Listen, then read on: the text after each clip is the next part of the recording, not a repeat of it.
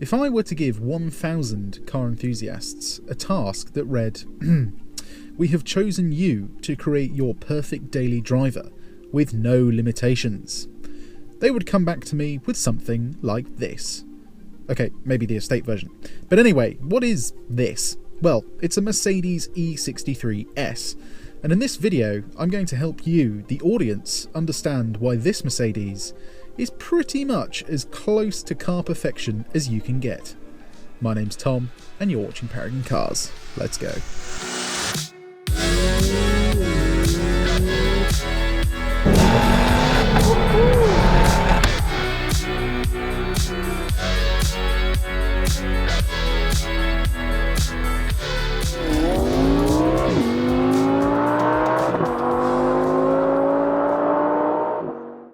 Before we start, please like, subscribe and hit the bell if you'd like us to keep bringing you this content. Now, as many of you already know, this Mercedes has the twin-turbo 4-litre hand-built V8 in the engine bay. And in this S model, it produces 604 horsepower and a frankly stupid 850 Nm of torque. That power goes to either all four wheels or just the rears, depending on your preference at the time. It does 0 to 60 in 3.2 seconds, but let's see what she has to say about the 30 to 70 sprint.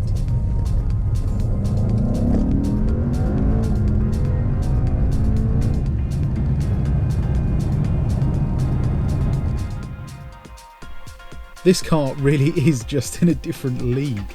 We managed a time of just 2.84 seconds, which absolutely smashes the competition. That 4MATIC Plus system means you can fully utilise every single one of those horsepowers. And that time is made even more impressive when you take a look at the inside. In fact, let's have a look now. In the cabin, the E63S greets you with two high-resolution 12.3-inch displays, and some absolutely wonderful AMG embossed bucket seats. And those are there to just let you know this car means business. Being a 2019 model, this is actually a mild facelift E63S, so it gets the all-new steering wheel, and God does it look good. The controls do take a while to get used to though, but once you are, it is fairly easy to handle. The rest of the interior is pretty much what you'd find in any other Premium Plus E-Class, though that's certainly not a bad thing. Leather pretty much everywhere and fine grain wood everywhere else. The pattern of the wood grain is even lined up across the centre console. It really is the little things that make a difference. In fact, it also means every E-Class's centre console is completely unique. The rear is just as nice a place to be. There's plenty of headroom and legroom, and of course an armrest with storage. It also has cup holders that stay out the way unless you need to use them. Plenty of manufacturers can learn from this one. There's then even two USB ports to charge your devices. Moving to the boot, there's of course less room than the estate, but overall it still has 540 litres. It's a squeeze, but you can just fit 4 full-size suitcases in here. Then of course you can fold the seats down anyway if you do need a little bit more room. And then this boot will swallow a 70-inch TV no problem. The only strange thing I found was that you have to fold the seats down from the boot. There's no way to actually do it from the passenger compartment. Bit of a weird one, Mercedes. Anyway, let's get on to some driving, shall we?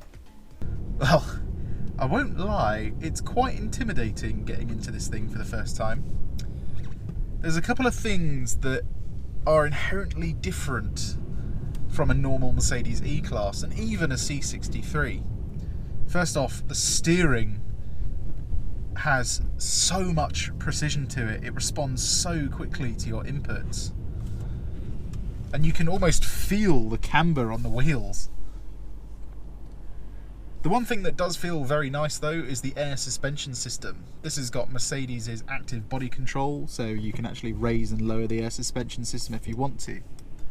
But it means going over the bumps back there, it's just really smooth. And of course, coming out of junctions, this car, it feels electric. You got a 9-speed automatic gearbox, but it shifts pretty much as fast as a dual clutch, at least as far as I can tell.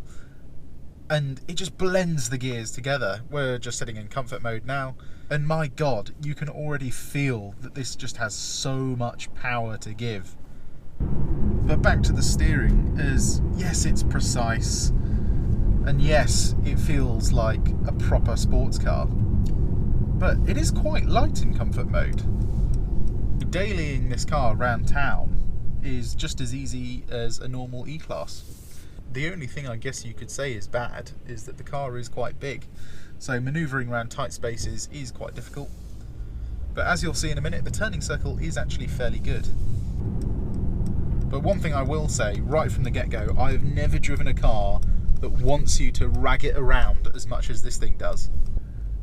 In terms of parking, you get all the latest 360 camera systems, you've got lines telling you where you're going to go, and the screens are really high resolution as well, and the refresh rate is brilliant. Some other cars, the screens kind of lag behind a bit, so you can end up being like 2 feet further away from where you think you actually are. But yeah, so you got the overhead view, so you can see where you're parking, then you got reverse camera lines telling you where you're going to go, and you got really accurate parking sensors as well. Plus the turning circle, as I said before, is really good, so parking is very easy in this. Then we've got hill hold assist, so it will hold you in place without your foot on the brake. And I'll just give it half, maybe quarter throttle actually, out of here, and it's just so fast. That 850 Newton meters of torque with that automatic gearbox, it just shoots the car down the road. It's almost hard to explain how fast this car is. Even compared to the latest C63S, this is just in a totally different league. Even though it's only got 100 more horsepower, it feels so different. Right, we're going to reset the trip computer to see what MPG we got on the motorway. And you might think, that's not really the point of this car, but the less times you have to fill up the better. And this car actually has a pretty neat trick up its sleeve, which we'll get onto in a minute. First, we've got to see how it handles around a roundabout. Right, into Sports Plus, let's see how she handles a roundabout. Not going to go for race mode just yet, because I kind of want to get used to the car first. But Sports Plus sharpens up the throttle response, gives you faster gear changes, heavier steering, coming around a roundabout. Even then it feels quite rear-wheel drive, to be honest. And yeah, that's the speed limit. Whoa, it's an experience driving this thing, that is for sure. That 4MATIC Plus system just enables you to put all that 600 horsepower down. And it really doesn't matter where you are in the rev range, this car is seriously fast. For now though, I think we might chill out for a bit and talk about some of the features of this car. Back on our favourite motorway then, what's a E63S like as a daily driver? Well, it's very good. There is one thing I am noticing though, and that is there is a little bit more road noise than I think there should be. It's not loud by any means, still a luxury premium car, but it kind of feels like there's something going on under there that's a little bit sportier than it should be maybe. Wind noise though is as good as any other E-Class, and that is very good. One thing that has surprised me is just how comfortable these bucket seats are. I've sat in a couple of bucket seats before from Mercedes, and for some reason they feel less comfortable than this one. I don't know if these are slightly different or something, but they hug you very well but still allow you to move around quite a lot. And you can actually adjust how tight the side bolsters are on the seat as well, so if you're doing some sportier driving you can tighten them up. And then of course you've got your regular lumbar support. Then one thing you might be able to notice is in the dash there is a little piston symbol with the number 4 next to it, and that is actually telling us the engine is currently running on only 4 cylinders, which means if you're doing longer motorway journeys you're basically driving a 4-cylinder car, and it means the fuel consumption is actually really not that bad in this car. Other things in terms of comfort, we have the suspension in comfort now. Yep, let me just make sure it is actually in comfort. Yep, we're in comfort now. And it feels like you're just floating over the road. And if you're driving on some rougher terrain, there is a little button down here that will actually allow you to raise the car by a couple of inches. But even when you're going over bigger speed bumps, you really don't need it that often. Visibility is also very good, just like any other E-Class saloon. You get a blind spot monitor with this car, and it means you don't really have to turn your head around to check your blind spot. Then of course there's the usual curved bit of glass. So generally driving this car on the motorway is very comfortable. Now then, specifications. If I could only choose 3 things in this E63S, what would I pick? Well, the first thing, you might have guessed it, I am an audiophile, so I do like a good sound system, and the Burmester system in this is quite a lot better than the standard sound system in the E-Class, and it is something well worth having. And for me, it completes the car. You've got the power, you've got the handling, you've got the comfort. All you need then is a really good sound system. Then the next thing, of course, is going to be that panoramic roof. You've got a nice big glass panel at the front, but there's also one at the back, and it just means passengers in the back get so much more light, and of course then don't feel sick. Then the last thing would be that 360 camera system. It's definitely worth the money. And it just means manoeuvring this car in tight spaces is so much easier. Oh, and one thing I forgot to mention is the seating position. As I mentioned, the seats are comfortable, but the positioning is absolutely spot on for me. Although I do have to go to the absolute lowest setting to get into that position. So anyone above my height, so anyone above 5'11", you might feel you want to get a tiny bit lower in the cabin. But for me, it's absolutely spot on. Pedal box is at the perfect length for my legs, and the steering wheel comes just close enough to me, so I feel like I'm really in control. One other cool thing that you get with this car anyway is these 12.3-inch displays that I mentioned in the intro. And in this model here, you've got 3 different designs you can choose from. So you've got Sports, that gives you a centre-mounted rev counter, and basically says, come on, let's have some fun. Then the next one is your Classic, which is what I'm using now, otherwise I can't see my speed because the GoPro's in the way. And this basically gives you as much information as it can. So it gives you speed on the left, which you can actually change, I believe. Oh no, you can't change the one on the left, but you can change the one on the right. So you've got the G meter currently, then you've got your gear you're in, so we're in 9th gear. Then you've just got a typical rev counter. Oh, and then you've got your boost, your power, and your torque. Lots of nerdy stuff to have a look at when you're on a long trip. Then the track pace mode is like your track timing software, so it times your laps when you're going around the Nürburgring. Then you've got your tyre pressures and your miles per gallon, slightly more in detail, and a map. Then the last one is the progressive setting. And this one I quite like actually. It gives you all the information you need, but it's quite minimalistic at the same time. Well, that's the motorway stint over, so how did we do in terms of MPG? Well, we got 26.1 miles per gallon. And that is actually better than the GLE 53 AMG we reviewed a couple of weeks ago. And the car's got 2 less cylinders. And as you can see, it's still going up. So I reckon on a long run, you could actually hit over 30 miles per gallon in this car. Just think about that for a second. This is a 604 horsepower V8, and it's able to get over 30 miles per gallon. That is crazy. But now I think we should hit a B road and see how this car handles.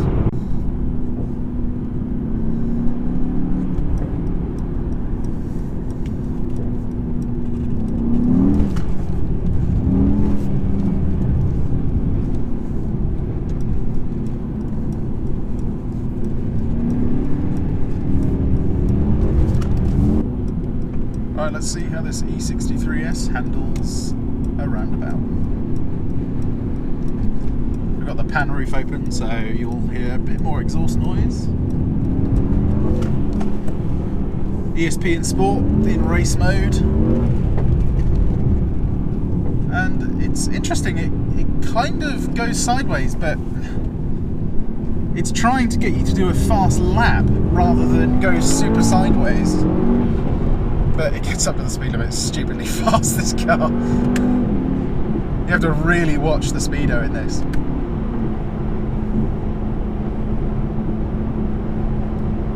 In terms of tyres, I think we're running on Michelin's. I don't know if they're PS4S's or not, but they've got plenty of grip.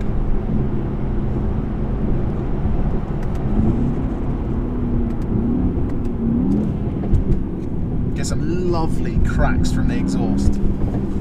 See what it sounds like through here.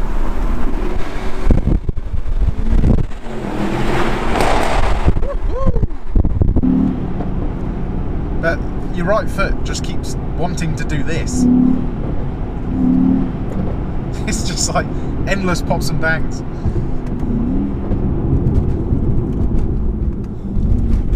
And as you might have figured out, I'm quite childish and I quite like pops and bangs.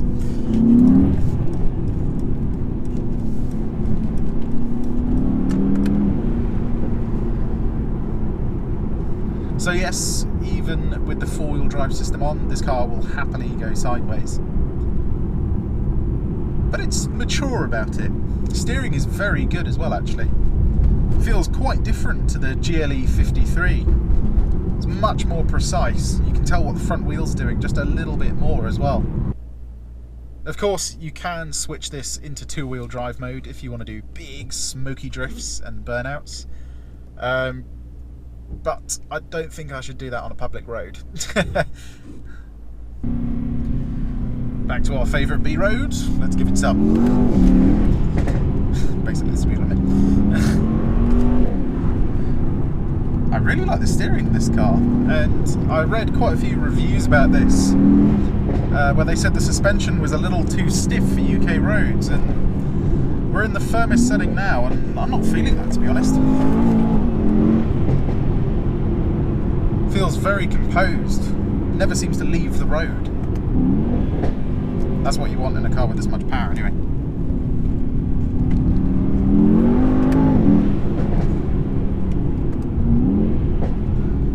Do you know what? As intimidating as this car is, it gives you a lot of confidence.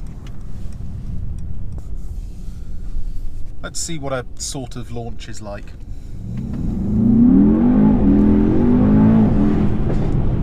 Yeah, certainly gets up to the speed limit quickly.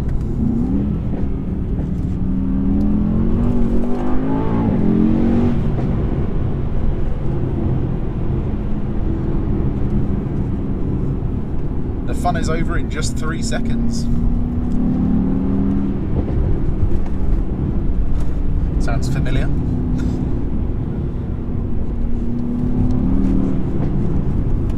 Feel the back end moving, but the front end grips at the same time. Oh, it's a wicked machine, this. Absolutely wicked.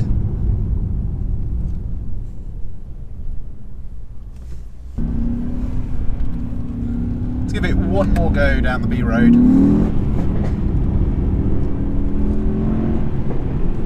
Sign of a good car is that it's fun at any speed, but another sign, I think, is that the car shrinks around you when you're going quickly. You can really feel what this car is doing.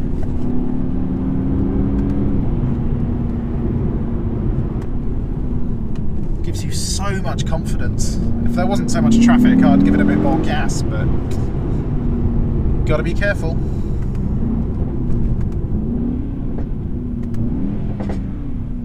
That noise is so addictive as well. Although this car can get 30 miles per gallon, I don't think you're ever going to see that figure if you own one of these.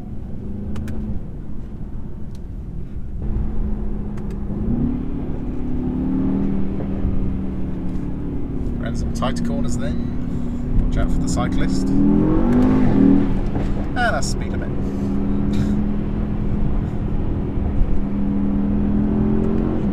You can actually feel your eyes move backwards in your head when you put your foot down in this thing.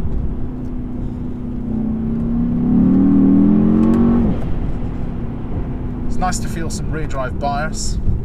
Oh, and the brakes. I haven't mentioned the brakes. These aren't carbon ceramics, but they're 6-pot calipers, I believe, with some very big discs. And yeah, stopping power is very good. Right, conclusion time. And my god, what a machine. Comfortable, fast, surprisingly economical, and frankly just a pleasure to drive. For me, it's as close to a have your cake and eat it car as I think you can get. And let's not forget, this is the last of the non-hybrid AMGs. I'm truly glad I got to experience this one. As always, I hope you enjoyed this review, because I certainly did. So please give us a like, and why not subscribe, as not only can you see more videos like this one, you can also see everything we have for sale. Anyway, my name's Tom, and you've been watching Paragon Cars.